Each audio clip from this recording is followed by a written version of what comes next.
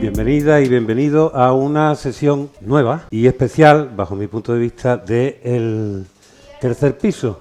Que quien no haya estado antes en el tercer piso, simplemente decirle que el tercer piso no solo es un lugar físico y que le ponemos piso porque tercera planta es una cosa que suena un poquito rara, porque o te hacen diálisis o te venden cosas de oferta, y aquí no vendemos nada de oferta, aunque tienen hoy ustedes una oferta fantástica, porque íbamos a decir, desde la otra punta del mundo, desde la isla más hermosa viene Alexis, pero bueno, ya lleva tiempo viviendo aquí cerquita. Alexis ya un cubano andaluz cubano, y sobre todo es una persona del mundo. Bueno, como decía, el tercer piso no solo es el nombre de un espacio físico de la librería más antigua y más premiada de Málaga, Librería Proteo, que como saben ustedes sufrió un incendio en el año 2021 en plena pandemia, y ahí estuvimos intentando recuperarnos. Bien, ya estoy viendo que la gente se va acercando, voy a ir hablando un poco más lento hasta que esto se llene. Como decía, en plena pandemia hubo un incendio, y cuando parecía que no íbamos a ir al otro barrio, pues no, se recuperó, y de nuevo, gracias al poder de la palabra, de los mitos y los símbolos, la librería Proteo, es decir, el dios de la metamorfosis, el hijo de Poseidón, pues se transformó y volvió a sus orígenes, renació. Mira, está viendo, si es... Esto está creciendo, Alexis. Va llegando gente. Va llegando gente muy importante, interesante. Parecen ustedes malagueños o cubanos. Es que hay una cosa aquí.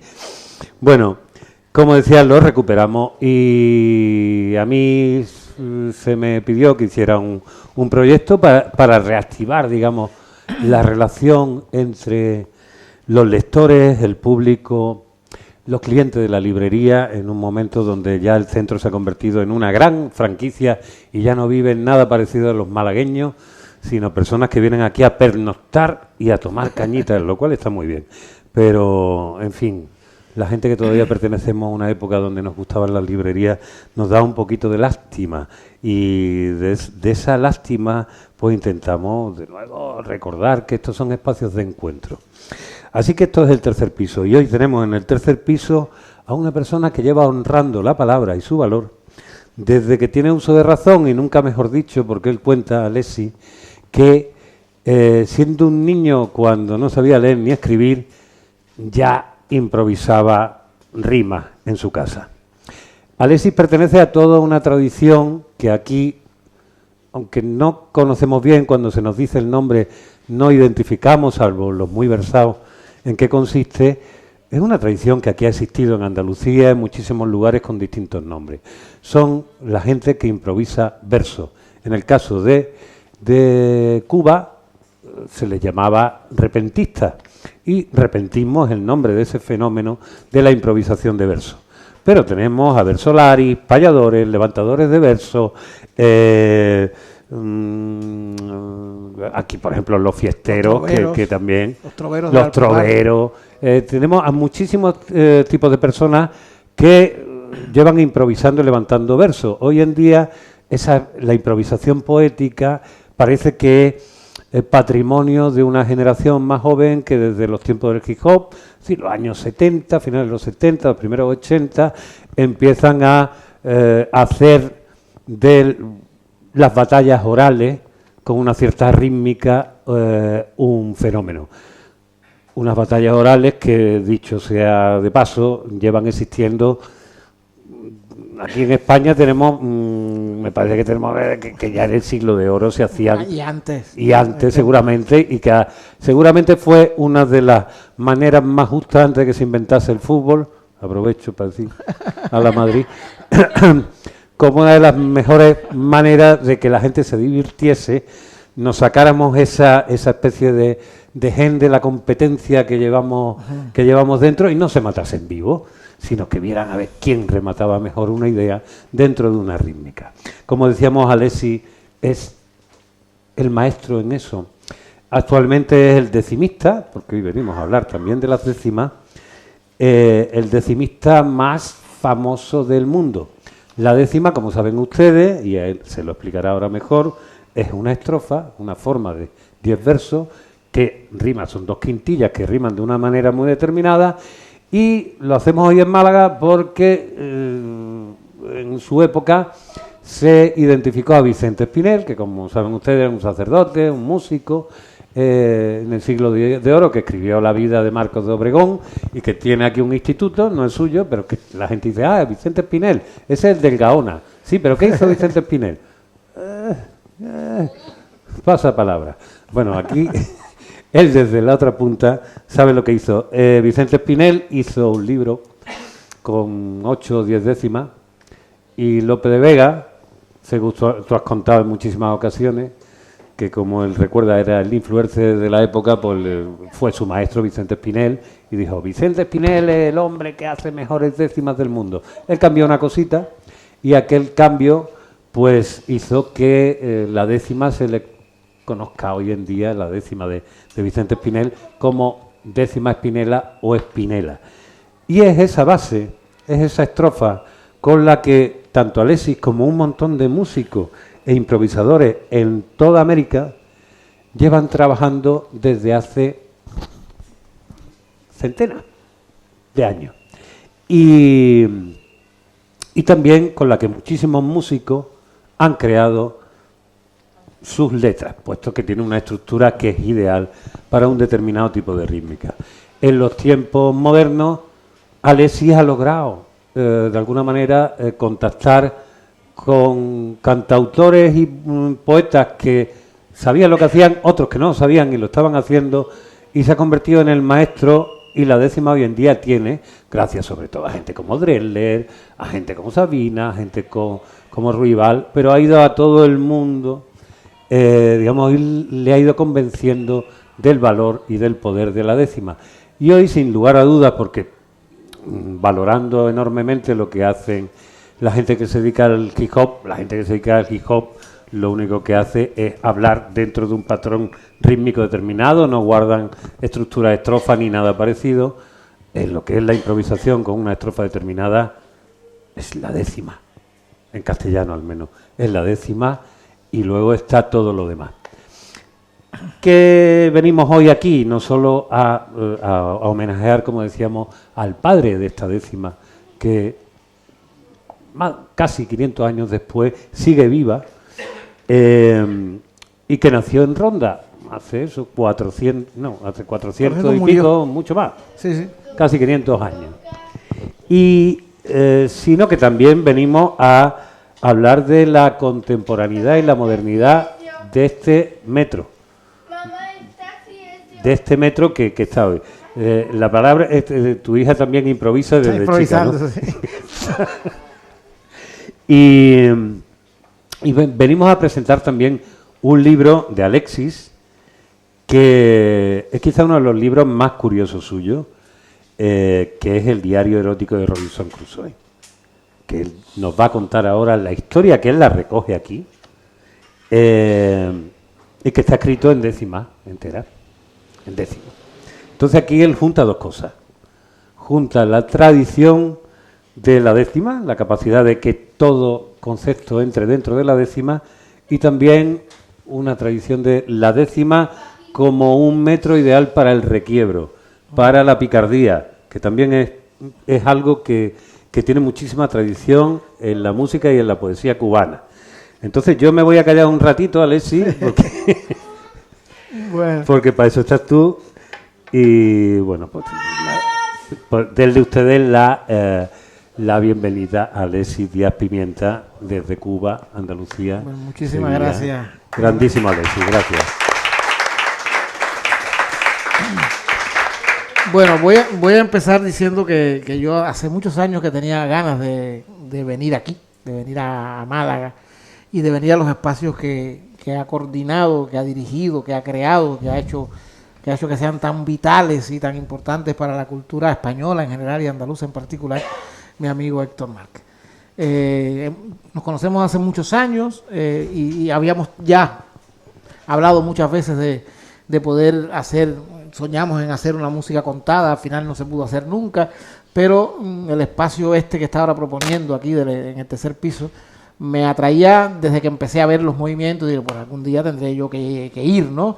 No sé con qué libro, la primera propuesta que le hice fue narrativa, yo acababa de sacar esta novela, que cumple 25 años este año de la primera edición, es mi novela más premiada, más publicada, más traducida, y dije, bueno, acabo de reeditar Prisionero del Agua, que fue premio Alba en el año 98, que se ha publicado en Colombia, en España, en Cuba, en Italia, y también tengo 2 novelas recientes, la novela Sangre, que es una novela ambientada en Sevilla, una novela negra, policíaca, y la novela Jano, que es una novela psicológica. Pero tengo algo de narrativa para romper un poco con que siempre voy con la décima al hombro, ¿no? Pero claro, después yo mismo caí, pero ¿cómo voy a ir a Málaga en el año spineliano, en el 400 aniversario de la muerte de Spinel, y no voy a presentar un libro de décima? Y entonces, claro, dije, por supuesto, ahí estuvimos todos de acuerdo que las novelas pueden esperar y que este año lo que toca es homenajear a Spinel. ¿De todas maneras te has traído alguna? Me he traído, sí, bueno, para mostrar. Conocer las novelas suyas, se dirigen a él. Como dice Héctor, yo nací dentro de la décima. Mi padre era un guajiro de Pinar del Río, que era decimista, y desde que yo abrí los ojos al mundo, yo me enteré más tarde que la gente hablaba en prosa, pero yo escuché todo el tiempo en mi casa hablar en verso. Por lo tanto, antes de ir a la escuela, antes de saber leer, saber escribir, ya yo hacía décimas improvisadas. O sea, yo aprendí con mi padre un vocabulario, una gramática, una sintaxis, unas estructuras sintácticas, una forma de hablar, una forma de expresarse, que luego llevo más de 40 años enseñándola yo, ¿no? A cómo se hace. Pero yo empecé en la décima oral, la décima improvisada, empecé no en el patio de mi casa, porque en Cuba decimos siempre de niño no vale, ¿no? Porque en la infancia todos bailamos, todos cantamos, todos pintamos. No, es que yo a los 5 años debuté en la televisión, en la radio, en los teatros, hacía giras, hacía espectáculos con los grandes artistas. Hice televisión con Compay Segundo, siendo yo un niño, con Omar Portuondo, con Elena Burke. Con Elena Burke y con todos los grandes poetas decimistas de la época, que para mí eran amigos de mi padre. Cuando crecí me di cuenta que no eran amigos de mi padre, eran los genios de la improvisación y los genios de la literatura escrita en décima, que también eran amigos de mi padre. Bueno, yo me crié en ese ambiente, toda mi infancia fue una infancia muy mediática. Luego yo enseñé, mi padre me enseñó a mí, y luego yo enseñé a mi hermano menor, y hacíamos entonces pareja de niños improvisadores en la televisión cubana. Y así pasé toda la infancia, toda la juventud, toda la adolescencia, toda la vida. Pero cuando tenía ya 16, 15 años, ya a mí la décima improvisada se me quedaba corta, como forma de expresión, yo quería más. Claro, para que entiendan un poco por qué esa avidez, por querer más, a los 7, 8, 9 años, ya yo improvisaba décimas, que es una estrofa barroca del Siglo de Oro, pero décimas en las que, por inferencia y por mi contacto directo con adultos, porque yo solamente improvisaba con adultos, porque tuve que enseñar a mi hermano para tener otro niño que me hiciera de pareja, pero yo improvisaba con adultos que eran además gente muy culta y gente de la poesía, de la literatura. Lo que quiere decir que a los 8 o 9 años yo estaba hablando de César Vallejo, yo estaba hablando de Neruda, yo estaba hablando de Lorca, yo estaba hablando de Quevedo, de Góngora. Claro. Yo tenía una curiosidad literaria tan grande que a mí todo eso, ahora lo veo después de viejo, ¿no? Y todo eso me abrió todo un horizonte hacia la literatura. Es decir, que a los 14 o 15 años ya yo comencé a escribir otros. Yo no quería quedarme en la décima. Empecé a escribir poesía en verso libre, empecé a escribir narrativa, empecé a ganar premios literarios con narrativa. Lo primero que yo publiqué, que eso casi, a mí todo el mundo me identifica con la décima y el repentismo, pero yo he publicado mucho más literatura en verso libre, narrativa, novela, cuento, ensayo. Hasta literatura infantil. Hasta literatura infantil, claro. Yo tengo 52 libros publicados y de esos 52 libros publicados solamente hay, creo que 3 en décima. Diario erótico de Robinson Crusoe, que presentamos hoy. Confesiones de una mano zurda y La sexta cara del dado, 3 libros de décima. Y un anterior libro del que voy a hablar hoy, que es el antecedente de este, que se llama Robinson Crusoe vuelve a salvarse. O sea, 4 libros son décimas de 18, 19 poemarios que he publicado y el resto son narrativas. Y los primeros libros que yo publiqué en Cuba a mí se me conocía en 2 ámbitos, la televisión como repentista y el mundo literario como narrador, porque yo empecé a ganar premios de narrativa. Publiqué Huitzilopochtli y Quetzal, Los visitantes del sábado, Premio Hemingway, Premio Nacional 26 de Julio, Premio Rogelio Noguera. Yo comencé como narrador. Luego la gente fue descubriendo que ese mismo tipo que ganaba los premios de narrativa era el negrito que cantaba en televisión, claro, haciendo décimas y controversias. Eran 2 vidas paralelas. Yo todo eso se lo agradezco al repentismo. O sea, a mí el repentismo, la décima, la improvisación, siendo un niño, me abrió todo un universo, el universo de la palabra sin apellido, sin límites. Ten palabras y crea. Y por lo tanto, de la misma manera que desembarqué en el repentismo sin saber leer y escribir, desembarqué en la narrativa cuando me enamoré de Hemingway y de Cortázar y de todos los narradores, y empecé a escribir cuentos, y luego desembarqué en la novela, y luego desembarqué en el ensayo, y luego en la literatura infantil, que fue el último género y el que más he escrito, el que he publicado más de 30 libros de literatura para niños. Entonces, y todo esto para que tengan un poco la noción de cómo yo siempre digo, y en todas las conferencias digo, que el repentismo, más que un ejercicio de creación poética, es una llave maestra que te abre todas las puertas que tú quieras abrir. Tienes las herramientas para trabajar en el eje paradigmático del lenguaje, buscar, hallar, seleccionar, y luego tú ubicas. Llevo más de 30 años enseñando improvisación en Cuba, en España, en México, en Colombia, hasta en Estados Unidos. Y online en los últimos Y online años. en mi academia. Claro. Y yo siempre le digo a los alumnos lo mismo. Yo no te voy a enseñar a ser repentista, yo no te voy a enseñar a improvisar. Yo te voy a dar herramientas con las que tú puedes luego crear lo que quieras.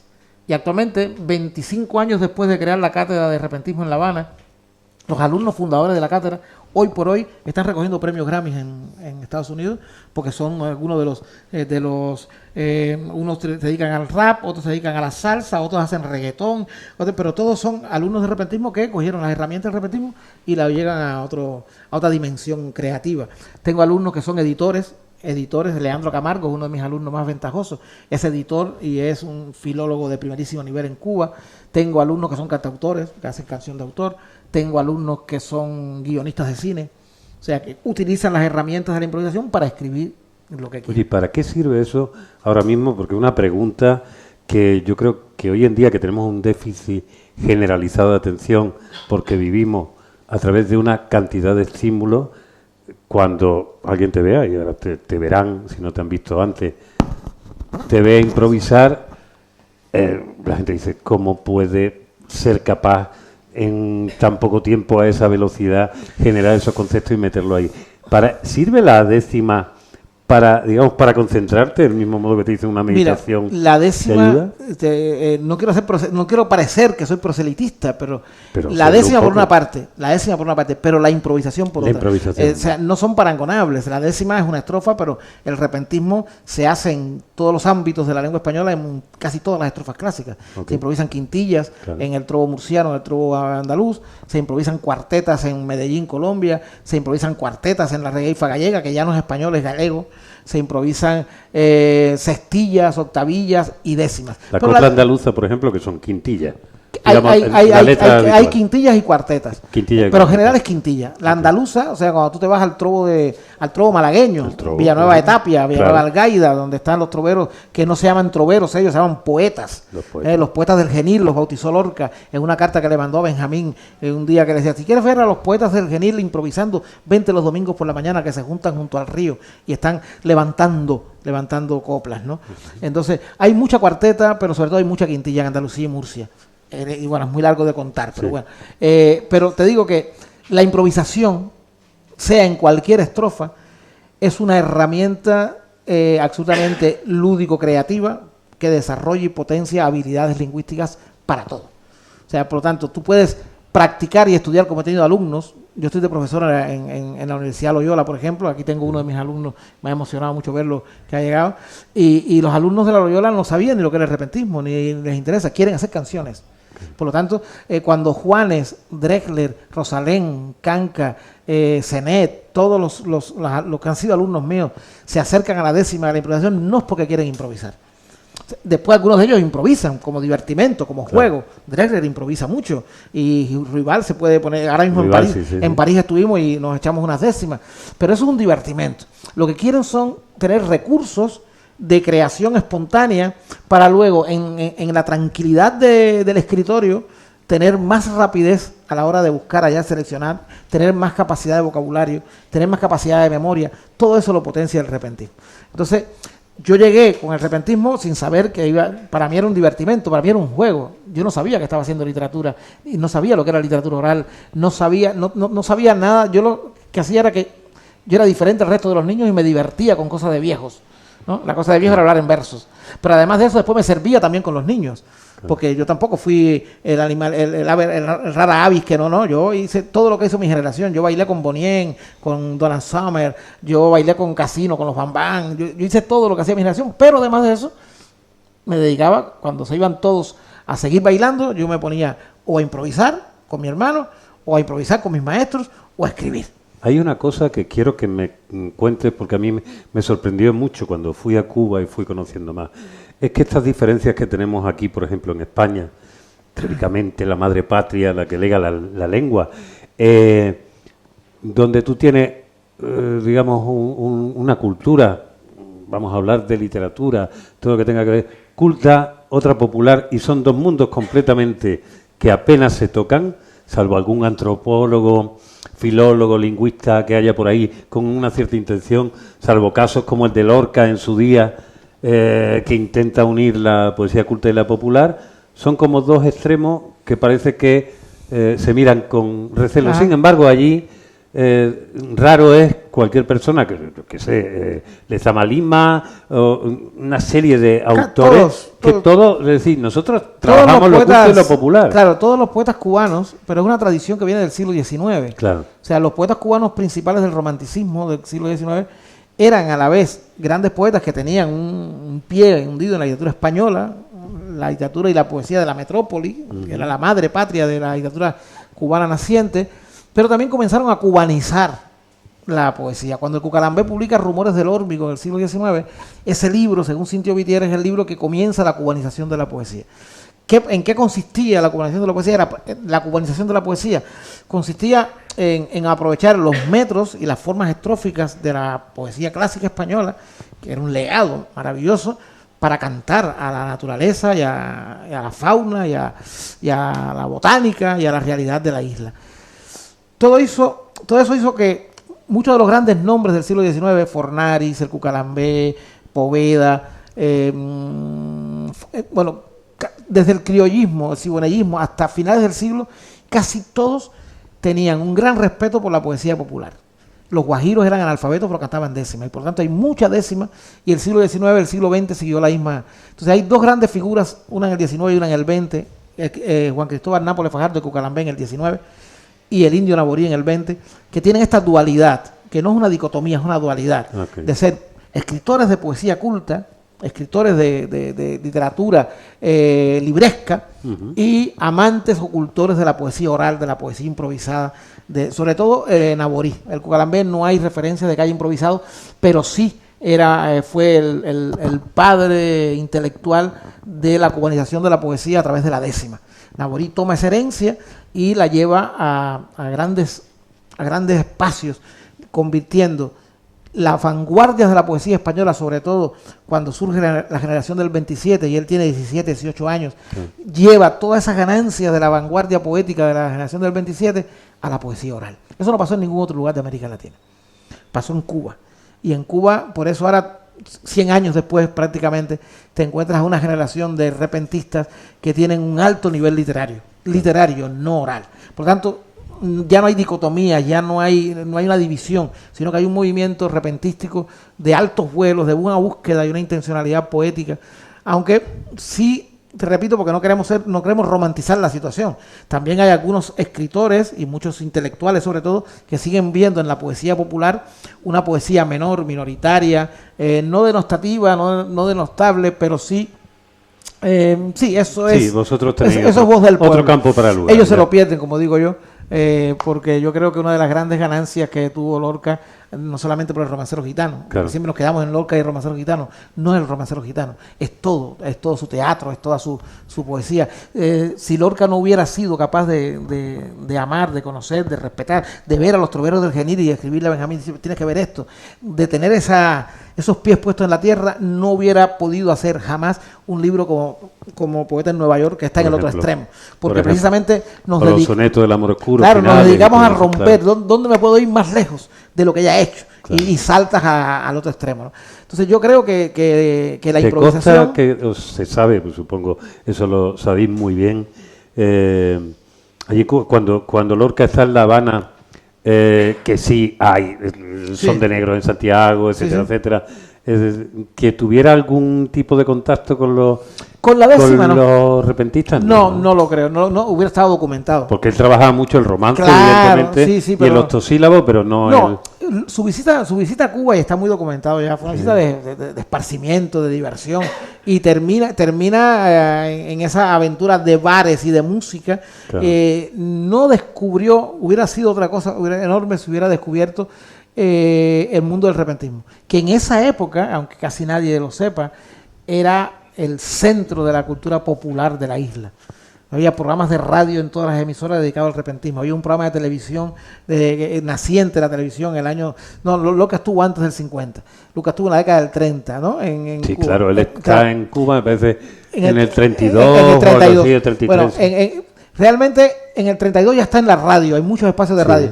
Pero realmente la llamada de edad de oro del repentismo en Cuba, la edad de oro del punto cubano es del 35 al 45. Bueno. O sea, cuando comienzan a llenarse espacios musicales de la urbe, de la capital, para oír y seguir a los improvisadores.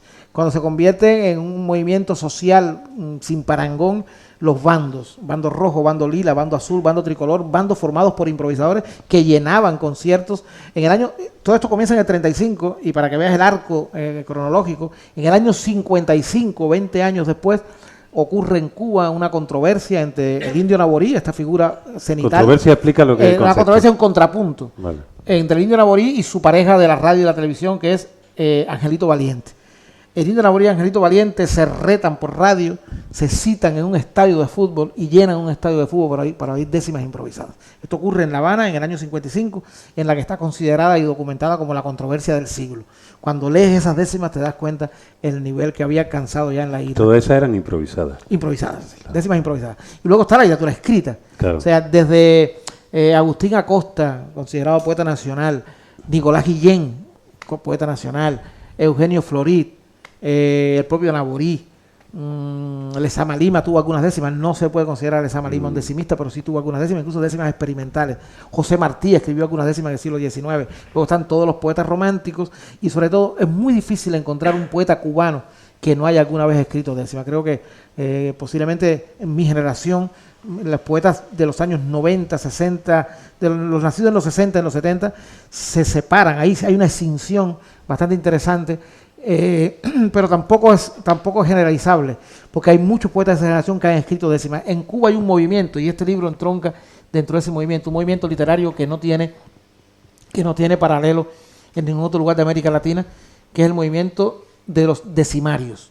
En vez de poemarios se publican decimarios, libros íntegramente escritos en décimas. Hasta tal punto que los concursos literarios del país, hace muchísimos años, convocan a novela, cuento, poesía, literatura para niños, poesía y décima, como un género aparte. Fue muy polémico en su momento, si era una discriminación, si era una separación. No, era una respuesta a la cantidad de decimistas que había en la isla, y ese movimiento de concursos literarios, sobre todo capitaneados por el concurso, primero por el concurso 26 de julio y luego por el premio Cucalambé, que es el más importante desde hace en los últimos 30 años, dieron como resultado un crecimiento bibliográfico exponencial. O sea, yo no sé cuántos libros habrá de décima ya, pero muchos, cientos. Y el que improvisa la décima después se fija en... No, es que son dos movimientos, son dos movimientos paralelos. Son muy pocos los repentistas que son escritores. Vale. O sea, yo soy una especie de excepción, como lo fue Naborí en su época, como lo fue Francisco Riverón Hernández, como lo fue Rafael Rubiera. En la década del 50, 60, 3 o 4 repentistas, además de eso, escribían y publicaban. Tú eres como Messi, que no se sabe si es diestro o es zurdo, yo ¿no? Yo estoy soy ambidestro en todos los sentidos. Y entonces, claro, pero digamos que mi carrera, mi camino ha sido ese. Yo no hubiera llegado nunca a la literatura escrita, creo, porque vengo de una familia pobre, no vengo de una familia de intelectuales, no vengo de una familia de gente que habituales de las librerías. Yo tengo un poema que dice: yo crecí sin Cherezada, sin nanas y sin nodriza, sin domingos para misa, sin reyes magos, sin hada, sin la princesa encantada en un castillo lejano, sin Tom Sawyer, sin un piano, sin nadie que me leyera cuentos para que durmiera. Yo fui adulto de antemano. O sea, yo no tuve una infancia de padres lectores. Todas mis lecturas vienen a partir de mi gusto por la décima, de mi descubrimiento de Miguel Hernández, de Lorca, de los poetas del siglo de oro, a través de la improvisación. Y eso me abrió el horizonte de que se puede escribir también, ¿no? Entonces ya a los 8, 9 años, 10 años yo quería escribir. Recuerdo, esto no lo he contado nunca en público, yo tenía 11 años, 12 años, y yo tenía una gran dicotomía en mi cabeza. Yo quería ser a la misma vez Nicolás Guillén y el Indio Naborí. Vale. O sea, yo quería escribir como Guillén e improvisar como Naborí. Y al final lo que he hecho es fusionarlos a los dos. Y he hecho una especie de Guillenín. Guillenorí. Guillenorí. Y entonces, claro, al final terminé. Fue muy difícil en la adolescencia conservar las dos carreras, llevarlas paralelamente. Quería ser escritor, quería ser literato y quería improvisar. Pero dense cuenta que yo estaba todos los días en la radio, todos los días en la televisión, y cuando tenía 20 años, todos los días montado en una guagua para ir a cantar a un pueblo distinto. Y cuando llegaba a mi casa a las 2, las 3 de la mañana, y esto que voy a contar es anécdota, pero es más real que la luz de la ventana, yo a las 3 de la mañana, después de haber cantado durante 2 horas con otro repentista, después de haberme metido una botella de ron, tenía que ducharme, desconectar al repentista y ponerme a escribir. Y ponerme a escribir.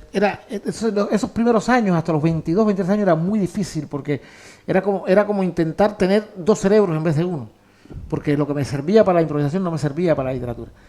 Y así, curiosamente, en esa época, de esos años, son mis 2 libros más fundamentales, mis 2 libros fundamentales, mis libros más premiados, más publicados. Prisionero del agua, esta novela, que es una novela que yo escribí precisamente en esa edad, una novela escrita entre los 18 y los 22 años, una novela escrita a mano, no tenía ni máquina de escribir, a mano, en libretas escolares, luego la pasé a máquina mecánica. Es mi novela más traducida, mi novela más premiada, mi novela más conocida.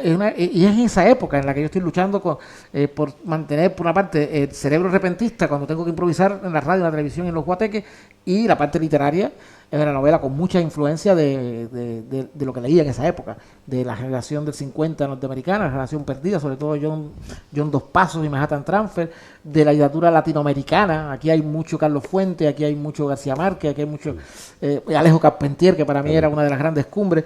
Y en esa época también, de esa misma época, en esos mismos años, en las mismas libretas a mano, escribí mi ensayo más conocido y más traducido y más llevado a las universidades, que es Teoría de la Improvisación Poética, que es un mamotreto de casi 900 páginas, donde hago un estudio de cómo improvisamos los que improvisamos.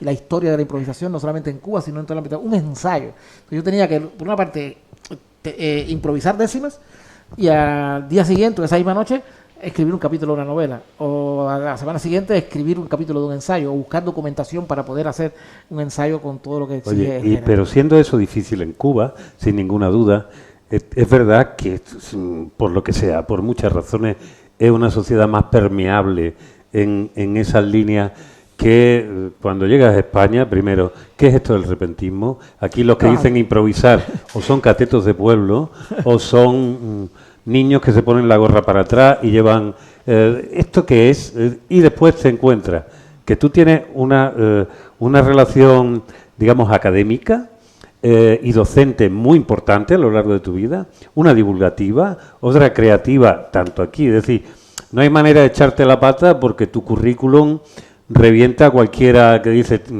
que tiene una obra ingente con 5 libros. Yeah. Tú tienes 50 casi. Has sido traducido más de 50. Estás traducido un montón de idiomas y trabajas en todo, digamos, en todas las líneas del campo. Aquí somos, especialmente, tú ya eres tan español como cubano en tiempo de vida. Aquí somos especialmente estancos. Y en los últimos tiempos ya no digamos que o eres blanco, eres negro, pero no puedes ser color café como tú. Entonces, carajo, ¿cómo te has movido? Pues más tú eres un tipo con un enorme don de gente y con una capacidad de sociabilizar enorme. Pero aquí suele haber un desprecio de lo académico a lo popular importante. Mira, ¿cómo lo haces? En realidad, te lo decía hace un rato, no cómo lo hago, cómo lo sigo haciendo, porque es muy difícil, pero si te sirve, voy a echar un capote a la sociedad española en general, no es aquí, es en todas partes. O sea, lo que realmente existen son grandes prejuicios culturales contra las artes orales en general y contra las artes efímeras. O sea, el repentismo tiene muchos marchamos, muchas marcas que son, es un arte efímero, es un arte oral. Ya. Y es un arte antropológicamente anclado en las sociedades rurales. Ya. Por lo tanto, todo lo que los poderes fácticos culturales dominan y ponderan, esto se les escapa. Claro. Entonces, aparece un tipo raro, como yo, que soy una especie de alien, y me la escuelo por alguna hendidura. Pero la gente no se da cuenta. Hay un respeto caritativo, hay un respeto paternalista hacia los repentistas. Ay, bien, señores que no saben escribir casi, pero hablan en verso. Pero esto no es de ahora, esto viene de Menéndez Pidal en el siglo XIX. Claro. Esto viene de los grandes, incluso de los grandes estudiosos de la oralidad, han minusvalorado la improvisación, porque la improvisación ha sido en general mal vista. Entonces, claro, aquí se juntan mate y sus pollos, como dicen aquí en España, ¿no? Se junta un arte que es efímero, que está mal visto a nivel...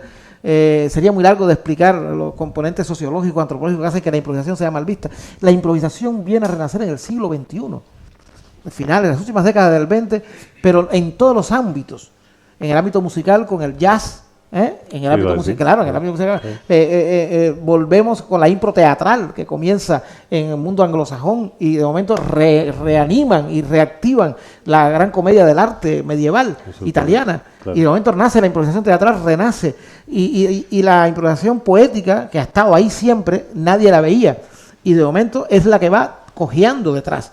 En menos tiempo, la improvisación urbana, el hip hop, el movimiento hip hop, se ha robado el show, es la gran protagonista de la palabra improvisación. Y los repentistas, los troveros... Antes también, incluso la Beat Generation, todo lo que tiene que ver con la slam poetry, que tiene que ver con, ¿cómo se llama? Pero siguen siendo jóvenes, son manifestaciones muy jóvenes en comparación con... Estamos hablando de tradiciones que tienen siglos. Claro. Las tradiciones de la improvisación tienen siglos en muchas de nuestras sociedades. Y todavía tienes que explicarle, tú vas ahora mismo a Galicia, te pones en cualquier esquina, pregunta qué cosa es el hip hop y todo el mundo lo sabe. Pregunta qué cosa es la regueifa. Nadie sabe lo que es la regueifa. Claro. Ahí están los regueifeiros, siguen existiendo. Y te vas a Cataluña y preguntas quiénes son los corrandistas. Y nadie sabe, pero todo el mundo sabe lo que es el hip hop en catalán, o el rap o el freestyle, y en español igual. Entonces, en general, hay una reacción académica. Ahora, por suerte, hay cada vez más tesis doctorales, estudios sobre la improvisación, pero va muy lento, porque yo creo que pesan mucho los prejuicios escriturales sobre los orales. O sea, estamos en una librería, este es el santo santorum de la literatura. O sea, todo lo que quede en escrito, en papel, permanencia, se legitima.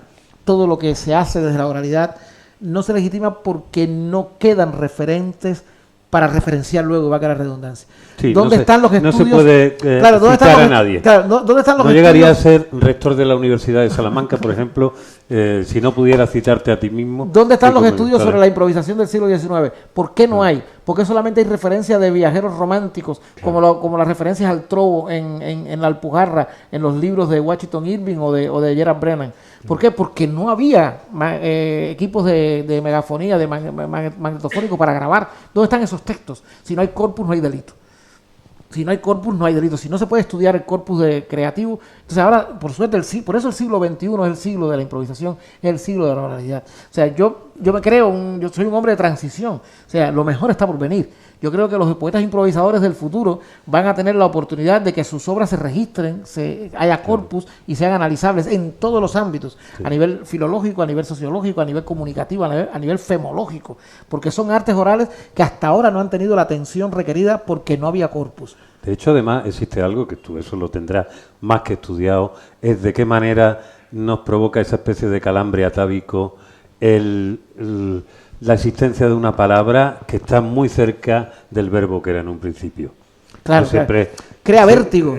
Hay algo ahí que crea un vértigo. Que es invocarlo y sentir que estás como en trance, claro, y que hay algo que está hablando a través de ti. Yo siempre evoco dos palabras, vértigo y desasosiego. Ajá. Por ejemplo, el neófito, el que llega por primera vez a un ejercicio de repentismo, su cara, yo lo he estudiado mucho, la cara del público, porque me gusta mucho el enfoque de la llamada fenomenología de la recepción, ¿no? ¿Qué pasa en el oyente? Su cara es de desasosiego y desconfianza. O sea, ¿dónde está el truco? ¿Qué me estoy perdiendo? Entonces, lo primero que hacen es sospechar, nada, te lo sabes de memoria, te las aprendiste todas, ya esto lo has cantado otras veces. Lo primero que despierta es desasosiego y desconfianza. Por eso, cuando un repentista Cuando un repentista hace uno de los ejercicios del siglo de oro que se han mantenido vivos en América Latina y en Cuba y en Puerto Rico, sobre todo son protagonistas de nuestros espectáculos, hay un ejercicio que es el pie forzado, donde el público le pone un pie forzado al poeta para retarlo. Entonces el ponente, en 98% de los casos, lo que intenta es joder al repentista. A ver cómo se la pongo para que no lo logre. Entonces, palabras sin rima, palabras difíciles, palabras con... O sea, no quiere participar del juego, porque cree que el otro juega con ventaja, cree que algún truco tiene que me quiere joder, yo lo voy a joder a él. Entonces te ponen palabras que no tienen rima consonante, te ponen palabras bien difíciles, esta no la vas a lograr. Y al final, cuando tienes técnica, lo logras, ¿no? Entonces, no cogí el truco. Pero es así. Entonces, claro, tiene ese componente lúdico, también tiene otra componente rural, que las culturas hegemónicas son urbanitas. Tiene un componente tabernario. Todos los ritos de la improvisación son ritos báquicos. La improvisación está asociada y está ligada a la taberna, a la sidrería, a la ronería, a los bares, al trabajo en el campo cuando terminas de trabajar y empiezas a beber. Y por lo tanto es un momento festivo, y esto tiene mucho que ver con la antropología, porque es un momento festivo, de distendido. O sea, que si está ahí un filólogo no va a sacar la pluma a apuntar, lo que quiere disfrutar también. Se abre la camisa y aplaude o se ríe, pero no toma notas. Es un momento revelado también, quiero decir, hay una parte, entendiendo bien en qué ámbito lo decimos, un aspecto sagrado.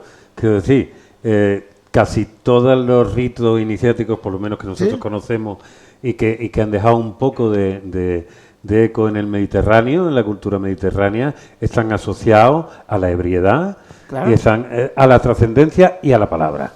Es decir, la palabra, la música... Que la palabra es otra forma de ebriedad. Exactamente. Claro, cuando tú asistes, que te digo, yo soy muy curioso de los neófitos, los que llegan por primera vez. O sea, yo he tenido la suerte, he viajado mucho, yo he tenido que improvisar en Japón, en Rusia, en Alemania, en los lugares donde estos sí son vírgenes, estos no saben nada de lo que voy a hacer. Y a lo mejor algunos que eran hispanistas, estudiosos del español, les servía como una puerta secreta para llegar a la lengua, pero otros que no entendían ni papa, como decimos en Cuba, pero se quedaban así. Y ahí donde yo decía, ahí está, este es el componente jazzístico de la improvisación. Ellos no están entendiendo nada, se están guiando solamente por la musicalidad de las palabras, por el ritmo, por la pura energía rítmica, ¿no? Entonces, todo eso es un misterio todavía. Por eso digo, este es el siglo de la improvisación. No solamente, ya lo está haciendo, empezó en el siglo XX, la revalorización, la puesta en valor de la improvisación comienza sobre todo en la música, cuando comienza todo el movimiento jazzístico a ganar espacio, la música aleatoria se revaloriza, cuando comienza también, ya esto es más tardío, el teatro. Pero es que durante todos esos procesos del siglo XX que desembocan en el XXI, la improvisación tradicional, el llamado repartismo, estaba ahí y nadie los miró. Les cuento una anécdota breve que me han contado a mí algunos romanceristas pidalianos. El movimiento pidaliano es un movimiento de filólogos sobre todo y de folcloristas, estudiosos de la tradición popular que se hicieron especialistas en romances. El estudio del romance es posiblemente el corpus más importante, más serio, más amplio de los estudios filológicos españoles, iniciados por Menéndez Pidal y seguidos por todo un gran ejército de pidalianos. Pues muchos de ellos me han confesado que en sus estudios de campo, en sus trabajos de campo, en sus entrevistas, en su búsqueda de portadores, encontraban improvisación, pero no la grababan, no tomaban nota. O sea, estoy buscando romances. Entonces tú llegas a buscar romances, te improvisan una quintilla. ¡Ay, qué graciosa la vieja! Me improvisó una quintilla, pero no la grabas. ¡Ay, me improvisó una décima! Pero ahí se queda, porque lo que está buscando es romance. O sea, esa cerrazón yo creo que hizo mucho daño y se perdió mucho corpus. Por suerte, muchos de esos propios investigadores ahora han migrado hacia la importancia de la décima y de la improvisación, y hoy por hoy, siglo XXI, estamos en la segunda década, ya hay un absoluto y brillante corpus de ensayos y de investigación. Quiero aprovechar para hacer un momento de teletienda y anunciar que mañana tenemos, para quien no lo sepa, tenemos un taller que él va a dar en exclusiva, se llama Escribir décima en el siglo XXI. Empieza a las 11:30 y dura hasta la... No es de improvisación, es sobre la escritura de décima, literatura escrita en décima. Que nadie se asuste, que no le van a sacar, ni lo van a grabar, y que no... Pero os lo recomiendo vivamente, porque como quien dice, esto es como cuando nunca has nadado, que te tiran sin manguito a la piscina, te crees que te vas a ahogar y de pronto descubres que hay algo en ti que te guía. Y por supuesto, porque todo esto está muy bien hablarlo, pero yo te pediría, antes de que al final va a hacer un poco del Joselito cubano, esta cosa de porque lo lleva en tu sangre. Pero esto está escrito, vamos a hablar un poco de este libro, sí. Porque este libro es primero un libro divertidísimo, y después es un libro donde vamos a ver la relación que siempre es intrínseca de la poesía con el erotismo, también ha sido una de las cosas que ha tenido más intentos de ocultarse. Claro. A lo largo de la historia. Y tú aquí cuentas, es un libro muy curioso, porque parte del tropo habitual de manuscrito encontrado en Zaragoza, pero ya llevado a la humorada, completa de que esto es un manuscrito que te llega por medio de un... No quiero hacer spoiler, en el prólogo está contado todo. Es una historia muy rocambolesca, muy resulta que el hombre que es un estudiante de Erasmus griego, que es el que descubre el manuscrito, de pronto descubro que se llama igual que un alapivos que tuvo el Barcelona, Costas Papanicolaou, y entonces... Es muy loco el libro. Eso es muy loco. Pero tú decides hacer un diario erótico de una persona que vive sola en una isla. Claro, es que este libro tiene un antecedente. En el año 93... yo gané el premio más importante de décima escrita en Cuba con un libro que es el antecedente de este diario. Ese libro se llamaba Robinson Crusoe vuelve a salvarse. Es un libro de décimas eróticas. Es un libro de décimas eróticas contado en forma de diario. Como si fueran las únicas páginas que se habían salvado de un diario de un náufrago y tal. Todo la metáfora del sexo como naufragio, del mar como mujer y todo ese juego metafórico. Ese libro fue un libro que se publicó en el 94, ganó el premio Cucalambé en el 93 y fue el libro escrito a dos manos con David Mitrani, un amigo mío, colega, compañero de estudio, y ganamos el premio. Digamos que en la crítica cubana, ese libro es el que inicia la nueva décima cubana, el neodecimismo cubano. Rompimos con una serie de cánones de la décima, o sea, llevamos a la décima escrita como poesía todas las ganancias que teníamos de poetas jóvenes en las vanguardias literarias de la época. O sea, es un libro de décimas donde está escrito como yo escribía los poemarios en esa época. No hay signos de puntuación, no hay mayúsculas, no hay décima. Hay mucho neologismo, hay mucha locura, claro, hay mucha aventura tipográfica, hay una décima con pie de página, hay de todo. Entonces, ese libro quedó ahí, se publicó en Las Tunas, ganó el premio, y entonces, muchos años después, yo siempre supe que era un libro inacabado, que yo tendría que algún día escribir el diario completo, porque era un libro que tenía unos primeros poemas de décimas eróticas, luego tenía una parte central donde ya no eran décimas eróticas, sino reflexiones sobre la poesía y tal, y luego terminaba con décimas eróticas. Pero la insinuación de que había un diario, ahí solamente era una insinuación. Yo decía, algún día tengo que escribir el diario de Robinson Crusoe. Pasaron casi 25 años, y yo un día dije, bueno, ya, llegó el momento, voy a escribir el diario, el famoso diario de Robinson Crusoe, que está anunciado, está avisado, pero que nadie lo ha visto. Entonces, ahí se juntaron dos de mis pasiones. Posiblemente de lo que más yo he escrito de literatura erótica. Yo tengo varias novelas eróticas publicadas. Salvador Golomón es la primera de una trilogía de novelas eróticas. Salvador Golomón ganó el premio Luis Berenguer aquí en Cádiz. Y se publicó en Algaida en el año 2005. Tengo un libro de poesía publicado en Huelga y Fierro que se llama El deseo sexual de las estatuas. Tengo, en Prisionero del Agua, en Maldita Danza, que es una novela musical y erótica publicada en el año 2002 en Alba. Prisionero del Agua, una de sus grandes cargas es la carga erótica. O sea, yo siempre he trabajado mucho la literatura erótica en narrativa y en poesía, pero sobre todo en narrativa. Entonces aquí se juntaron dos de mis pasiones, la décima y el erotismo. Entonces es un libro donde yo quería demostrar también que moverse por el filo de la navaja del erotismo es muy complicado. Porque basta que trastabilles un poco y puedes caer en la vulgaridad, puedes caer en los soez. Pruebas hay muchísimas, ¿no? Y a mí siempre me ha gustado la literatura erótica elegante, digamos. Desde la jovencísima Yaconda Belli a Ana Istarú o cualquiera de las grandes poetas eróticas latinoamericanas. De hecho, hay aquí uno de los poemas donde hablas de... A ver, Bukowski está muy bien, Pero a Sí. mí Bukowski Claro, realmente claro. no me interesan y cita Hay en la un- gran hay- mayoría hay- a hago un poetisas, paseo- hay- hago a un poetisas paseo por mujeres, todo- desde por todo lo que Safo ha- en adelante, Claro, ¿no? el personaje de este libro es un personaje anacrónico, atemporal, que es un náufrago metafórico, es un náufrago en el amor, es un náufrago en el sexo. El amor y el sexo se convierten en una especie de ira. La mujer el mar es una metáfora de la mujer en la que se naufraga. Él es un náufrago en todos los sentidos, ¿no? Pero también es un filósofo del amor. Es un filósofo del amor. Y yo creo que la clave de por qué este libro ha tenido tanta buena acogida entre los lectores. O sea, yo he tenido gente que ha ido a Cuba con el libro de Estados Unidos, porque lo han comprado por Amazon, el libro no está editado en Cuba.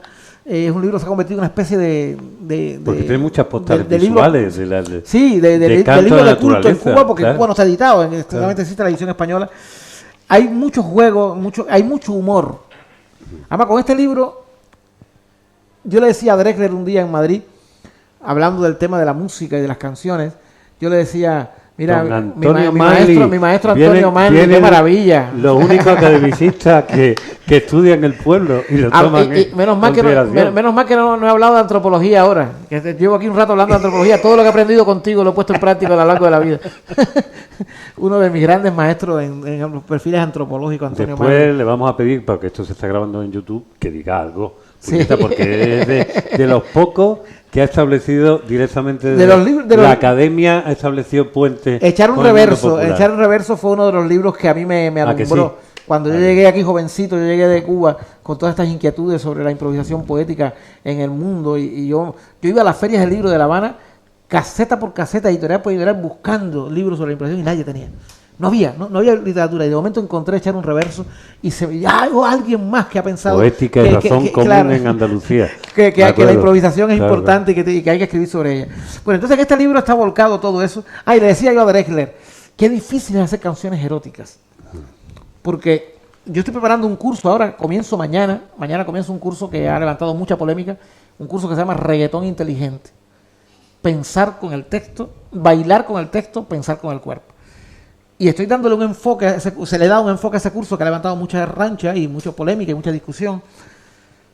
Porque yo pienso lo siguiente, y lo pienso sinceramente, por eso he montado el curso. Yo pienso que nos cortamos las venas cuando escuchamos que alguien canta sobre sexo, porque no estamos acostumbrados a que se hable de sexo en voz alta.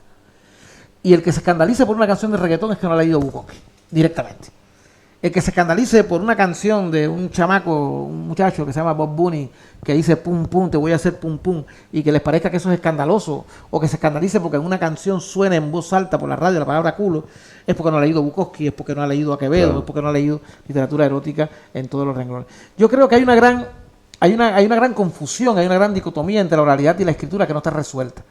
La escritura permite una lectura ocular en silencio y en privado, mientras que la oralidad te obliga a un consumo de literatura en voz alta y en público.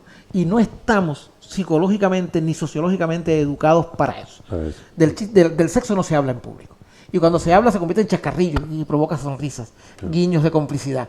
Cuando se habla de sexo, no se habla. Por lo tanto, que se cante, peor. Y que se cante y esa música llegue a mis hijos, Y a que mis se nietos, a mis escriba, y alumnos, que sea, claro. jóvenes, peor. Es muy escandaloso. Entonces, te digo todo esto porque cuando yo escribí este libro, yo le decía a Jorge y a mis amigos músicos, venga, un reto, hagan canciones con los poemas eróticos de Robinson Crusoe. Y ellos todos me decían, es muy difícil. Rastreas la cancionística en lengua española y te vas a encontrar 2 o 3 canciones eróticas. Eróticas, no románticas con una cita, con una palabrita que se acerque al erotismo. Canciones eróticas. Juan Luis Guerra con el... Juan Luis Guerra, Sí, una por de las ejemplo, fue maravillas, uno de los grandes. una de las grandes maravillas, Sí, sí. con qué elegancia, con qué finura. Quisiera Quise ser un pez para mojar mi nariz en en tu tu pecera y estar burbujas de amor la noche entera. Es una elegancia absoluta, es brutal. Y no puedes evitar ver la carga erótica, la ves, la sientes, cierras los ojos y ves las burbujas. Silvio Rodríguez. Silvio Rodríguez. Silvio Rodríguez contigo sentada y ¿cómo era? Vestida y con sombrilla. Sí. Tú, vestida y con sombrilla, yo. Donde habla hasta de los preservativos en esa canción, ¿no? O sea, cuando se trata Las con canciones de Silvio, un paréntesis, ¿eran décimas? En la mayoría de las ocasiones. no, tiene muchas canciones en décima. Tiene muchas canciones Tiene en incluso décima. la que es para mí la mejor canción en décima que se ha escrito, que es El Escaramujo. El Escaramujo. Mi abuelo Loco Martí es una canción en décima. El Escaramujo es una canción en décima. Yo soy de donde hay un río es una canción en décima. Pablo Milanés, Amo esta isla es una canción en décima. Por cierto, en Pimienta Ediciones vamos a editar el primer libro de Décima Silvio Rodríguez. Oh, qué bueno. Así que tenemos la primicia. Qué bueno. Entonces, quiero decir con esto que era muy difícil hacer canciones en décima y 2 alumnos míos de México hicieron una canción posiblemente de uno de los poemas eróticos de este libro, que es 69. El poema se llama 69, el nombre lo dice todo, y voy a empezar la lectura por ahí. 69, yo dije, esto es imposible llevarlo a música y cantarlo. Pues tiene un éxito brutal en México, y es una canción que me dice mi alumna Gaby Bernal, a quien mando un saludo si ve esta grabación, que es de las canciones que no pueden faltar en su repertorio. ¿Cómo logró ella convertir una canción en un poema erótico, altamente erótico, en una canción degustable y decodificable desde la oralidad sin que se escandalicen gente que no está preparada para escuchar en la oralidad que sale de sexo? Con humor. El mismo humor que usé yo aquí, ella le añadió soluciones musicales humorísticas. Y entonces se ralentiza todo, se suaviza todo. El humor es una llave maestra. Por eso que no sé en qué página está. 181. Sí. Es casi el último poema del libro, así que voy a empezar por el final y luego me voy al principio. 181. El poema se llama 69 y está en la página 2040 del diario erótico de Robinson Crusoe, porque este libro está estructurado como si fueran las únicas páginas que sobrevivieron al naufragio. Por tanto, no hay una secuenciación total de todo el libro. Este poema, que es casi el último, es la página 2040, el último poema del libro. Le voy a decir qué página es del diario, la página 2050. Pero si te vas al primer poema del libro, no es la página 1 del diario, es la página 4. Y después de la página 23, la 19, o sea, faltan muchas páginas para que la imaginación del lector...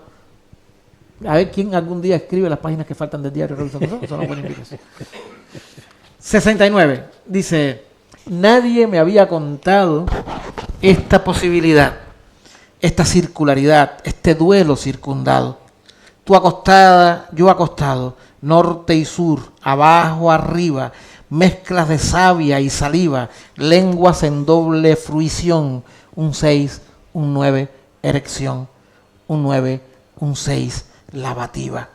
69 escalones hacia tus profundidades, 69 humedades, 69 erecciones, 69 varones dentro de un solo varón, 69 hembras con una sola lengua impar, cicalipsis circular, dulce circunvalación.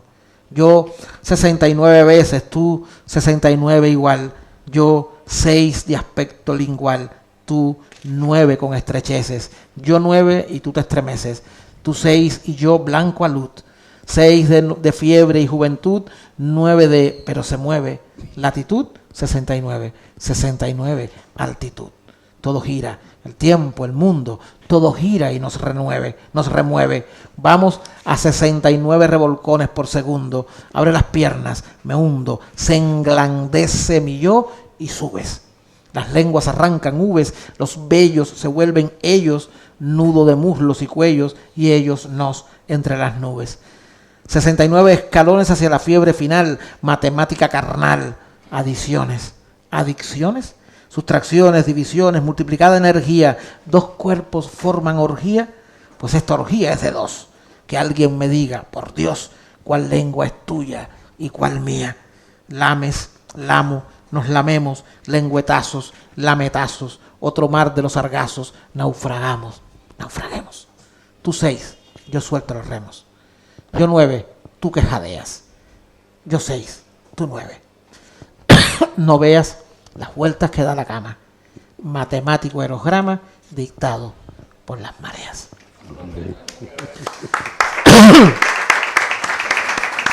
Y voy a ir al principio, a la presentación del personaje, que es la página 4 del diario. Dice: yo soy Robinson Crusoe. Dice: yo soy Robinson Crusoe. Naufragué hace tantos años que no se lleven a engaños. Ya no sé si existo o no. Si el salitre me comió la ropa, el tiempo, el lenguaje, soy esto, un cuerpo salvaje, inadaptado y erecto. Soy el náufrago perfecto. Soy mi propio personaje. Desde que llegué, la arena me pareció acogedora. Y tú, líquida señora, buena, demasiado buena. El mito de la sirena y tu voluptuosidad te daban cierta entidad. Pero lo que más me agrada es tu calidez mojada, tu permanente humedad. Somos yo y mi personaje y mi barba y mi abandono y mi no te lo perdono y mi falso maridaje con los recuerdos que traje de cuando era el otro yo. Yo soy Robinson Crusoe, no estoy loco, ando desnudo, tengo erección a menudo, me excitas mar. ¿Y a quién no? Vístete mar, ponte barcos o bañistas, pide ayuda, mientras estés mar desnuda en este y en otros marcos, mientras no te pongas barcos o bañistas, algo encima. No podré evitar la opima y acérrima excitación que me provocas, perdón, y me freno por la rima, que si no, te cogería, que si no, dijera más, si no, mar te cogería así y te atravesaría con salvajismo procaz, por delante, por detrás, por encima, por debajo, boca arriba, boca abajo, decúbito, no decúbito, agua rauda, polvo súbito, un tajo, un verso, otro tajo. Recuerda que soy salvaje, que me he quedado prostático, anclado y monotemático, animal bípedo. Traje para pagar el peaje de la civilización, la foto de un pantalón y el nombre de una mujer. Vamos, mar, déjate hacer. Vamos, mar, hembra o varón, porque eres el mar, la mar, estás salado o salada. ¿Qué más da mar? Todo es nada, déjate mar traspasar, hueles a sexo vulgar, tienes las valvas abiertas como groseras compuertas que esconden el mejillón, la almeja, la tentación de todas las tardes muertas. Yo soy Robinson Crusoe, sé mi puta mar, mi hembra, juntemos miembro con miembra, desfoguemos mar. Tú y yo sabemos que Dios creó primero al sexo que al hombre, primero al hombre que al nombre, primero al nombre que al miedo a nombrar. Y mar, no puedo, aunque la gente se asombre, dejarte así, tan salvaje, tan olorosa a sudor, llámese sexo o amor, llámese orgasmo u oleaje, llámese naufragio o viaje. Ven mar, ábrete, entra. Pon mi herramienta de varón en tu valva vulva y deja que nos tomen por pareja. No tienes otra erección.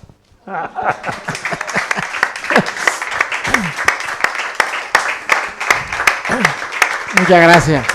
Y ahora me gustaría hacer un juego que siempre hago con este libro, que es que ustedes digan un número de la página cualquiera y yo leo al azar el número que ustedes escojan. A ver qué poemas les tocó del diario erótico de Robinson Crusoe. De la página, ya como ya leí el primero, tiene que ser de la página 26, de la página 26 a la 181. A la 181, sí. A ver, ¿qué dice el número? Bingo. La página 69. A ver, 69. Mira, qué bien. A ver, ¿cuál es? 68, 69. Sobre la hierba, que pertenece a la página 503 del diario de Robinson. Sobre la hierba tu piel y sobre tu piel la mía. La teta izquierda, ambrosía, la teta derecha, miel. Cubismo de alto nivel, rocambolescas aristas. Tenemos grandes nudistas, 1000 besos por metro cúbico.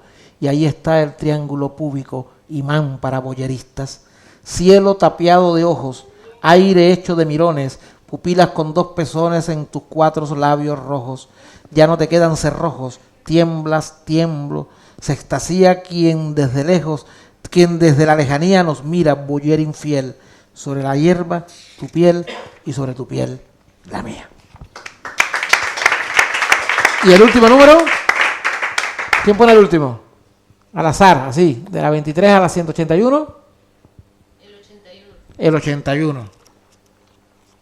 82, 81. Es la mitad de un poema que se llama Desnuda y haciendo yoga. Comienza en el 79. Le gusta el yoga, ¿no? Veo que has tenido buena... ¿hace yoga? Pues mira, qué puntería. Página 862 del diario.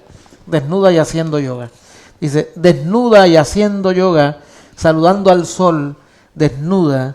Si quedaba alguna duda de por qué uno se ahoga o por qué cuando ella aboga por rezarle a Dios Chivá, uno se hace hindú y se va tras su huella o tras su ombligo, si quedaban dudas, digo, creo que no queden ya.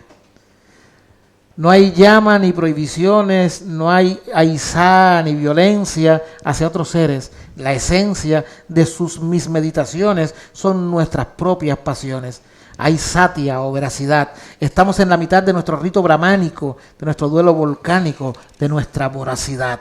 Claro que nos consumimos en el calor y hay santosa, satisfacción y se roza lo prohibido y producimos los orgasmos por racimos. Claro que nuestro niyama tiene que ver con la cama y no con el celibato. Claro que hay cierto arrebato de dharana y pranayama. Nuestras asanas, posturas, no son nada natural. Mi columna vertebral tiene 2 o 3 cinturas y ella, miren qué locuras hace desde que amanece. Vive desnuda y parece que siempre espera una foto, siempre en posición de loto, siempre como le apetece. Yo no era muy yogi, pero ¿qué hacer si ella así desnuda sale el sol y lo saluda con todo el cuerpo? Yo quiero controlarme, mas me muero mirando cómo se agranda. Sol, atraviésala, anda. Yo también expiro, inspiro y me estiro mientras miro cada gesto, cada tanda. Con la espalda recta expira y junta mano con mano el cuerpo hacia atrás, liviano, mientras lentamente inspira. Luego los brazos estira, vuelve a expirar, recoloca las manos planas y toca el suelo, manos perfectas y sus 2 rodillas rectas. Esto también me provoca. Vuelve a inspirar y ahora estira a lo máximo una pierna y luego la otra, alterna y ahora aguanta, no respira. Otra vez expira y gira y flexiona las rodillas hasta el suelo, no cuclillas, sino flexión hasta el suelo. Y solo la viste el pelo y me sudan las mejillas. Inspira de nuevo, baja una cadera e inclina la cabeza hacia atrás, fina fórmula con que trabaja todo el cuerpo. Se relaja y expira y levanta un poco las caderas. Me coloco en el ángulo mejor y estoy nadando en sudor. Tengo un testículo loco. Vuelve a inspirar y sitúa una pierna entre sus manos, nuevos y eróticos planos que el boyerista evalúa. Ok, mientras continúa observando a contrapelo. Baja otra rodilla al suelo y se besa otra rodilla y pone otra en mi mejilla a punto de caramelo. Expira con los pies juntos, estirando las 2 piernas, y yo siento unas internas fuerzas que en estos asuntos llegan a todos sus puntos, del frontal al vaginal. Y ella inspira, sigue igual, se arquea más, se revuelve sobre el eje propio y vuelve a la postura inicial. ¿Y yo qué hago, Sol? ¿Qué hago? ¿Cómo evitar mi onanismo y hundirme en el hinduismo ortodoxo? ¿Cómo pago la belleza de esta imago al ver su cuerpo desnudo? ¿Cómo puede? ¿Cómo pudo? No hay karma, no me concentro, sacándome luz de dentro. Sol, yo también te saludo. Es que tiene tantas manos, tanta piel, tantas rodillas, tantas piernas y costillas y senos y ojos y arcanos olores y medios planos y medusas y pleamares y ombligos y premolares y marejadas y algas y cartílagos y nalgas y tobillos y lunares y ¿para qué seguir diciendo? Ya terminó, la estoy viendo, avanza Sol hacia mí, es la Playa Sutra, sí. Chivá ya no tiene el mando, casi me está avergonzando, Sol, mi lectura lasciva, mas cuando miro hacia arriba, también tú te estás limpiando.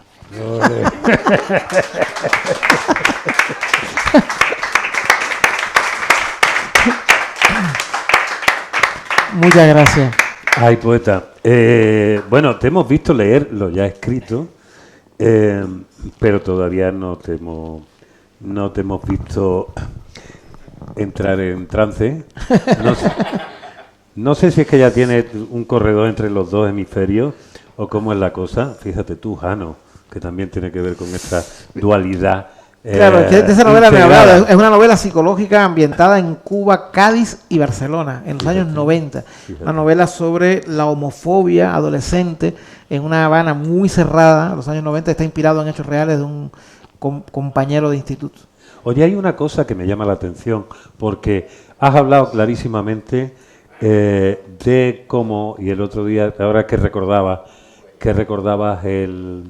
la presentación que hiciste del curso de regatón inteligente, que yo animo a todo el mundo a hacerlo, porque es online y lo podía hacer, donde pones, yo creo que el dedo en la llaga, y la llaga está como aquello que es fundamental siempre ha formado parte del tabú. El tabú, los tabúes. Vale, y probablemente no forma parte del tabú desde los orígenes, sino desde que, digamos, la capacidad de leer lo que otros escriben y transmiten está en manos de los que regulan la moral. De todas maneras, el curso está enfocado hacia crear nuevas letras. Sí, Yo siempre le digo a mis alumnos, si algo no te gusta, cámbialo. Si no te gusta lo que cantan ellos, pues propon nuevas letras. Hagamos letras de reggaetón con textos que se acerquen más a lo que nosotros creemos que es más aceptable. Pero a lo que yo me refiero es, actualmente, en el mundo que estamos viviendo hoy en día, el lenguaje, la lengua, el habla, se ha convertido en un campo de minas. Sí. Donde, digamos que la sabiduría intrínseca del habla, que evoluciona y genera en función de las sociedades que la usan, usan el idioma, ahora mismo está teniendo demasiados policías. Sí. Y no está llevando, digamos, hacia una línea que es la natural, es decir, el lenguaje tiende a ser mucho más connotativo, claro, y mucho más breve. En ese sentido, por ejemplo, las letras del reggaetón que hacen boom zoom con el dum dum, entonces es pura habla. O sea, esta gente está en la línea, está en la cresta de su ola. Cuando ahora mismo tú, además como un poeta que te encanta celebrar el deseo y que le pones nombre en un libro como este, ¿no teme o nadie te ha dicho en un momento determinado qué manera tan cosificada de poner el cuerpo femenino o el sexo, de referirse? No, porque aquí, fíjate, este es un libro que curiosamente quienes más lo disfrutan son las mujeres. Estoy de acuerdo. O sea, a mí me han llegado muchos comentarios de lectores, pero muy pocos, abrumadoramente de lectoras. Claro. De lectoras.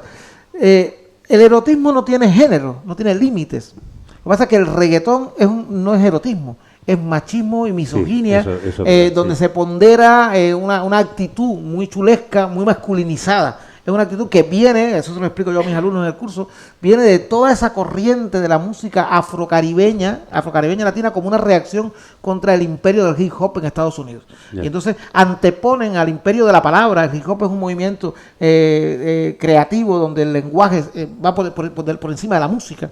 Es mucho texto. Y como una reacción, los jóvenes afrocaribeños que rompen en los años 90 con el movimiento del reggaetón, como una reacción, dice, ustedes tienen mucho texto, nosotros tenemos mucho cuerpo. Vamos a bailar. Y el protagonismo del erotismo no es fortuito, no es gratuito, es la caribeñidad. Es un mecanismo de defensa. Ya esto es un perfil antropológico, me da pena hablar de estas cosas delante del maestro Grant Manley, pero es así. Y cuando la mayoría de los ensayos que me he leído para preparar este curso, todos enfocan hacia ahí. O sea, cómo es un mecanismo de defensa. ¿Qué va a pasar como todo mecanismo de defensa? Que se va a agotar. ¿Y dónde se va a agotar? En que prácticamente cuando se lexicalice a nivel de aceptación social, que ya lo está pasando, este tipo de baile, todas las músicas que han roto con los circuitos morales, o éticos, por no decir morales, de la aceptación pública han sido atacadas en distintas épocas. Se atacó hasta el danzón cubano porque se pegaban mucho a las pelvis. Se atacó al rock, se atacó al punk, se atacó al tango, se atacó a la cumbia. Todo aquello que signifique movimiento pélvico, a pesar del gran éxito de Elvis Presley, que yo siempre digo, cuando hago el chiste a los alumnos, ¿no? Elvis rima con pelvis, ¿no? Entonces por eso es que empezó a mover la pelvis, porque el impacto de la rima era brutal. Todos estos rituales danzarios que tienen un componente africano muy fuerte, han sido atacados en todos los ritmos, no solamente en el reggaetón. El reggaetón es el de ahora. Sí. Pero piensa realmente en la lambada en los años 80, a finales de los 80, principios de los 90, cómo se atacó la lambada brasileña también, simplemente porque había un ritual danzario, pélvico danzario, donde a eso se le mezcla un movimiento de gran empoderamiento femenino, de una gran sociedad consciente de que no se puede cosificar a la mujer, de que la mujer no puede ser tratada de esa manera, y este espíritu masculinista, porque lo es realmente, de protagonismo del macho danzario. El macho danzario en todos los rituales danzarios africanos es el protagonista. Eso no se va a inventar, eso está creado desde siglos. Entonces, claro, ¿cómo se cambia esa situación? Yo creo que hay que cambiarla desde la palabra. Desde la letra. Y de hecho ya hay gente que lo está haciendo, quiero decirte. Ahí está Calle 13. Cuando Rosalía, Becky G o Nati Peluso cogen el género, básicamente dice, ahora yo tengo el manejo la irrupción y esto significa una cosa completamente diferente. Lo curioso es que la irrupción de la mujer en el reggaetón, y de eso hablaremos en el curso también, la irrupción de la mujer en el reggaetón no es para atacar al machismo, sino para tener las mismas actitudes chulescas desde la feminidad. Y tanto Becky G, aunque menos, como Karol G y otras otras de las grandes voces del reggaetón femenino, hablan sin tabúes y sin miedo y sin establecer una contrarrespuesta al discurso masculino. Es decir, yo también, el placer es mío también, mi cuerpo es mío, por lo tanto yo desde el lenguaje y desde la corporidad voy a defender que yo tengo el mismo derecho que tú al baile y a lucirlo. Y a esto súmele no solamente el discurso sexual, súmele el discurso del imago, la imagen. Grandes coches, alarde de dinero, grandes joyas, o sea, todo ese discurso, yo creo que uno de los grandes componentes desde el perfil antropológico, sociológico de por qué escandaliza el reggaetón, es porque ha copiado lo peor del imaginario de la publicidad y del porno, por ejemplo. Esa visión donde el cuerpo es protagonista. Y el aniñamiento de lo femenino, claro, con la creación de la Lolita eterna, etc. Claro, ahora, ¿qué pasa cuando artistas como Rosalía, o como Zetangana, o como René Pérez de Calle 13 visitan el género y colaboran? ¿Qué pasa cuando Jorge Drexler hace una defensa del reggaetón en los Grammy y no solamente hace una defensa, sino que hace 2 canciones con un fondo de reggaetón y gana 7 premios Grammy con Zetangana haciendo Tocarte y nominado? Uno, demuestra que el sesgo absolutamente cerrado de mirar el reggaetón solamente en el entronque erótico festivo, con todas sus manchas, con todos sus discursos deplorables, nos ha impedido ver que se puede utilizar para otras cosas. Claro. Y ahí están algunas de las canciones de Tego Calderón. Tego Calderón es uno de los nombres primarios del reggaetón viejo, que hizo canciones de gran importancia social. Y ahí está incluso uno de los artistas más denostados del género, que es Bad Bunny, por todo su machismo y por todo su discurso absolutamente deplorable. Sin embargo, la canción del apagón es una canción que tiene un impacto en la sociedad puertorriqueña, en defensa de la sociedad puertorriqueña y con un impacto político. O sea que sirvan estos pequeños tips para decir... ¿Qué decir de Residente, por ejemplo? Que Residente ha tomado el género, poeta contemporáneo, y ha hecho sin traicionar el ritmo, porque hay dos cosas tiene el reggaetón. Por una parte, las letras que son muy criticables y toda esa cosificación, ese machismo a la vista, y el beat que marca y que es lo que más identifican los que no siquiera se canalizan por la letra, les molesta ese beat continuo. Pues sobre ese beat continuo, René Pérez ha hecho una de las canciones más brutales de su generación de músicos en Puerto Rico. Con ese beat continuo que machaca y que hace que te llegue. Tenemos profesores invitados, por ejemplo, al curso. Viene Jesús Martín Fernández, no sé si van a hablar de él, un neurocirujano canario y músico, claro, que ha hecho un estudio sobre el impacto del reggaetón en el cerebro, cómo la música del reggaetón activa partes del cerebro, concretamente los ganglios basales, que están relacionados directamente con las glándulas del placer y el movimiento. Fíjate que 2, el placer y el movimiento. Y por otra parte, y con esto cierro ya porque nos estamos yendo, por otra parte, creo que la generación actual, yo tengo un hijo de 20 años, los jóvenes tienen una relación muy distinta con el cuerpo a nuestra generación. Esta generación tiene una relación muy distinta con... O sea, en Cuba, yo vengo de Cuba, donde los bailes sensuales han sido siempre el pan nuestro de cada día. Y claro, aquella famosa frase de Groucho Marx, ¿no? Que el baile es como... ¿cómo decía? El baile es la versión en vertical de una relación horizontal. Sí. O sea, las danzas, los rituales danzarios cubanos han sido siempre muy filoeróticos. Pero yo no recuerdo a nadie que se escandalizara por bailar pegados en Cuba, por bailar y cuando ves danzas caribeñas, porque yo la primera vez, yo recuerdo mi primera imagen visual del perreo, que yo ahora es estándar, pero hace unos años, fue un video que yo vi de una danza popular en una isla del Caribe, no recuerdo si era Bahamas o Guinea-Bissau. Y era eso, que ahora después se internacionalizó. Y decía, ¿cómo bailan? ¿Qué agresividad pélvica, ¿no? Entonces, todo eso rompe con la norma, con los estándares, y mucho más en Europa, pero también en América Latina, en Estados Unidos. Sin embargo, y esto es curioso, el último, no sé si han estado al tanto del informe del Observatorio Nebrija, de la Universidad de Sevilla, que ha hecho un estudio sobre el impacto del reggaetón en la expansión del español por el mundo. Desde la época del mambo de Pérez Prado, no había ocurrido un fenómeno social de expansión de la lengua española a través del baile parecido. No parecido, el mambo se quedó muy chiquito. Por bailar reggaetón y por cantar música en reggaetón, coro sobre todo en reggaetón, los institutos Cervantes de todo el mundo han duplicado y triplicado su matrícula. Porque los jóvenes coreanos y de Singapur y de Filipinas que quieren bailar esa música y no la entienden, terminan estudiando español. Es muy curioso. terminan intentando entender español para saber lo que están bailando. Y por lo tanto, el crecimiento exponencial que ha habido de la lengua, del uso de la lengua, es también un dato significativo. Y está ahí científicamente demostrado. Fíjate cuántas cosas podemos hablar en el curso. Hablar contigo y escucharte es un engolfamiento constante, pero estamos en un intento de que nuestros compañeros con horarios laborales pues Sí, hagan más o menos a sus horas. Pero no podemos ir sin que no entres en trance. Sin que yo ejerza de... Así que, por favor, vamos a hacer un pie forzado, ¿no? Lo que quieran. Digan ustedes una palabra, pónganselo difícil. Al maestro Pimienta. Yo siempre digo Háganlo, que no hay ningún problema. O si quieren, improviso libre y ustedes me van soltando palabras y yo las incorporo. Eso. Lo hacemos así. Venga, somos capaces. Ustedes pueden, yo empiezo a improvisar y ustedes me van soltando palabras y yo las incorporo, las oigo y las incorporo en el discurso.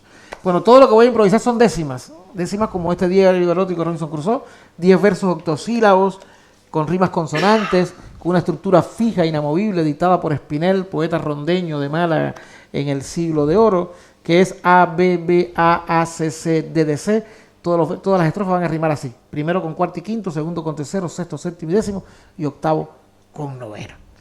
Así que voy a empezar. Y el que quiera, en voz alta para yo escucharla, suelta palabras y yo las voy incorporando. Y así participamos todos, ¿vale? Dice, al fin vine al tercer piso de librería Proteo. Yo mismo no me lo creo. Tuve que pedir permiso al ser un puente levadizo desde Sevilla hasta aquí. Y aquí me tienen. Y así con Héctor aquí a mi lado estoy tan emocionado que hasta gané pedigrí. Yo no me traje un sombrero, yo me traje al cráneo al aire para no hacer un desaire, para saber que yo quiero saber que soy el primero o el segundo en intentar llenar tu hermoso lugar de versos improvisados, jugarme el susto a los dados.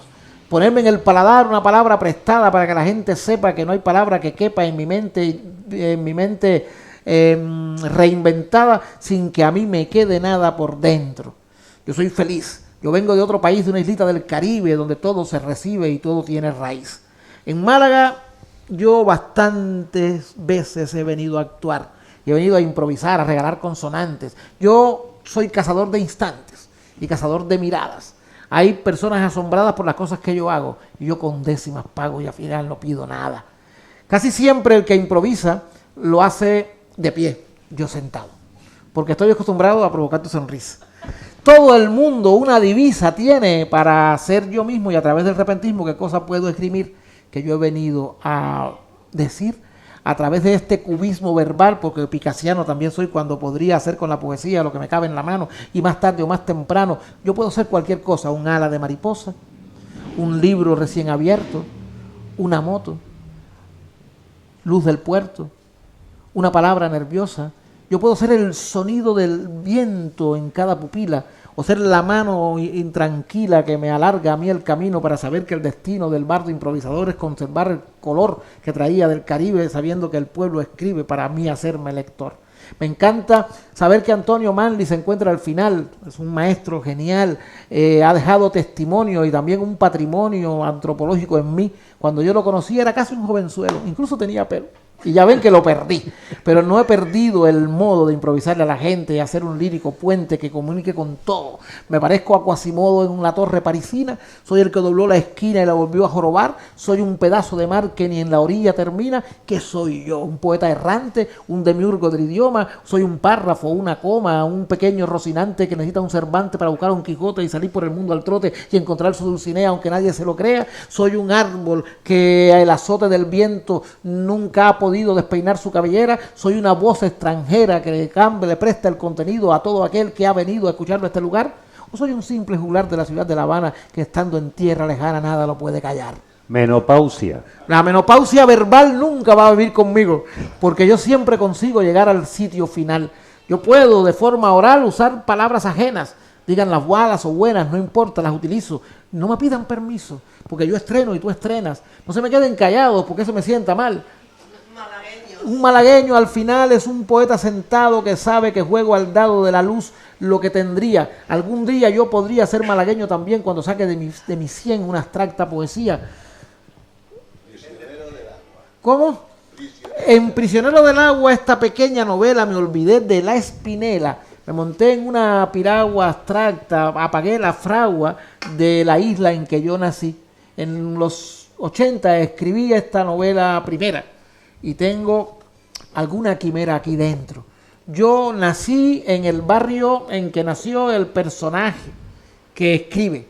Yo soy alguien del Caribe igual que él. Se me anudó la infancia aquí dentro y no olvidé dónde he nacido. Es muy largo el recorrido, pero como todo acaba, yo llegué hasta la Alcazaba de Almería. Y puse un nido en un rincón de Almería con la Alcazaba muy cerca y me lancé en una alberca muy llena del agua fría para que la poesía fuese almeriense también. De la Alcazaba se ven los torreones del Morro y a veces yo me descorro las cortinas de la Sien para mirar hacia afuera y ver mi isla en lejanía. En un rincón de Almería donde improvisa cualquiera, yo tuve abstracta bandera que ondeé en el viento interior, pero me siento mejor cuando estoy acostumbrado y casi siempre anudado a las gotas de sudor, lo mismo que un carpintero que va en maderos tejiendo las cosas que está sintiendo y martilla el día entero. Ay, si yo fuese, primero, un carpintero real, tuviese un Pinocho oral, fuese un Gepeto del verso y tuviese otro universo y no fuese este especial demiurgo de la palabra que está sentado en su silla y que viene de Sevilla con un raro abracadabra para que nadie le abra la cabeza poco a poco, fuera un repentista loco o un carpintero atrevido que le diese a su apellido hasta un poético foco. Una palabra... ¿Cómo? Claro, como estoy sudando, necesito una fresquita bebida que a mí me invita a no seguir conversando. Gazpacho, de vez en cuando yo gazpacheo también. Gazpacho me sienta bien, gazpacho frío, bien frío, porque entonces yo confío en que se seque mi sien. Un gazpacho ahora tendría en la palma de la mano, con esta sed de cubano y este olor a poesía, y todo lo bebería, del principio hasta el final, porque el gazpacho al final es alimento que tiene lo que a mí más me conviene, esencia de vegetal. Ay. El agua del malecón siempre se encuentra lejana cuando uno no está en La Habana y el aire no huele a ron. Pero la imaginación no puede nunca acabar. Y ya para terminar, Héctor, las gracias te doy, porque qué contento estoy de venir a tu hogar. La librería Proteo, donde me volví un artista haciéndome el repentista, tiene un lírico trofeo. Todos los libros que veo me los quisiera leer. Todo me da tal placer que yo no sé si ahora irme o sentarme aquí firme si me deja esa mujer. Gracias por haber venido, gracias por haber jugado, gracias por haberme dado literario contenido, gracias por darle sentido a lo que mi voz aumenta, gracias por esa tormenta de ovación improvisada. Yo no les pedía nada. Muchas gracias. Soy Pimienta. Bravo.